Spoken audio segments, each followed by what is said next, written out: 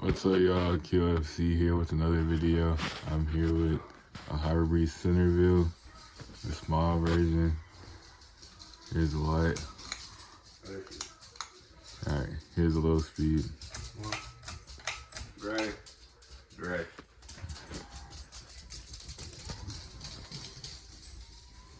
There's low speeds.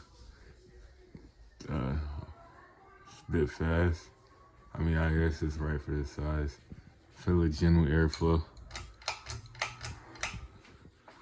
This fan's bronze, and these fans are also sold in multiple different finishes and 2 different sizes. The 42-inch ones are decent, but the 52-inch ones suck. Let's go to high speed. I was actually getting a pretty decent airflow on medium. If I'm being really honest, I would hate on this fan right now, but it's blowing a decent amount of air.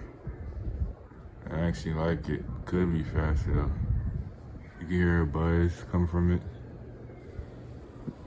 And the fans kind of look like toilets.